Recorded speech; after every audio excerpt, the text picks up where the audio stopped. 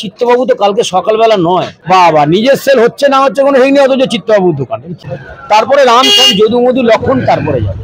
তা ওনাকে ফেলে দিয়ে টোপকে আমি কি করে ঘাসটা খেতে যাই বলো তো? আর প্রথম যদি বলি সেটা হচ্ছে চিত্তবাবুর গলি, কারণ এই দোকানটার এই গলিটাকে চিত্তবাবু তৈরি করেনি, মানে চিত্তবাবুর নামে, যেহেতু ওনার একটা বড় ওনার দোকান, উনি সেখানে স্টু বেচেন, উনি সেখানে ফিশ ফ্রাই বেচেন, উনি সেখানে ডেভিল বেচেন, চিকেন স্টু বেচেন। আজ থেকে তো না, আমার দোকানের অনেক আগে। আমার ছোটবেলায় ওনাকে আমি দেখেছি। আর আমার পাড়া যেহেতু এটা আমার পাড়া, এটা আমারই পাড়া, মানে আমার বাড়ি এখানে, সেজন্য এটা আমার পাড়া।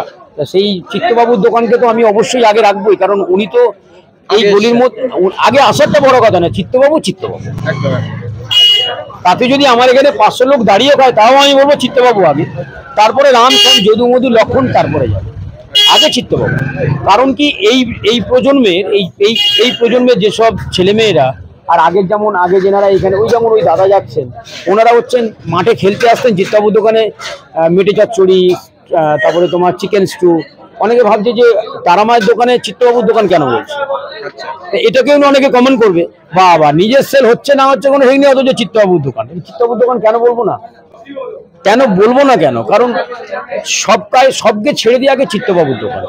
আজকে ব্লগার বা ইউটিউবার বা আজকে কি বলে সোশ্যাল মিডিয়া কালকে সকালবেলার ঘটনা, চিত্তবাবু তো কালকে সকালবেলা নয়। চিত্তবাবু তো দেখতে দেখতে প্রায় 70-75 বছর। তা ওনাকে ফেলে দিয়ে টোপকে আমি কি করে ঘাসটা খেতে যাই বলো তো?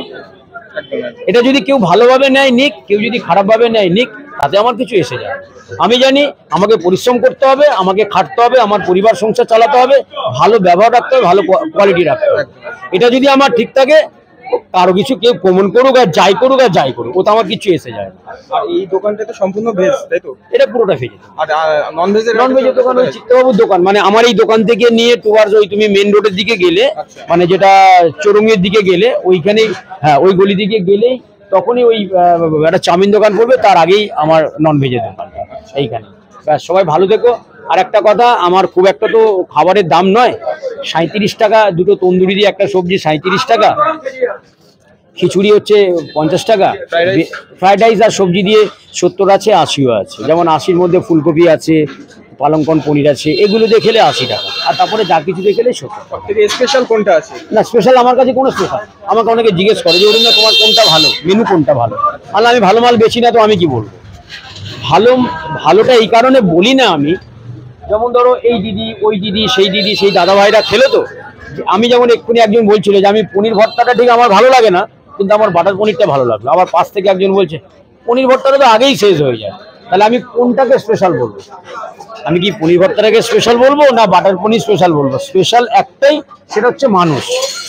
যেনারা খেতে আসেন, যেনারা খাবারটা মানে কি বলা যায়, যে খাবারটাকে বুঝতে পারে যে এটা ভালোটা খাবার বা কি খাবারটা খেলাম, ওনারাই যদি বলেন যে এই খাবারটা এটাই আমার কাছে ভালো, তাহলে সেটাই স্পেশাল খাবার বলে আমার কাছে কিছু নেই। ওই যে বললাম 100 জনের মধ্যে 90 জন যদি বলে যে আমার এইটা ভালো, উনি বলছেন আমার এই আলুর দম ভালো লেগেছে, আমার আলু 65 ভালো লেগেছে, তাহলে আমার তো মনে হয় সেটাই স্পেশাল, ঠিক কিনা?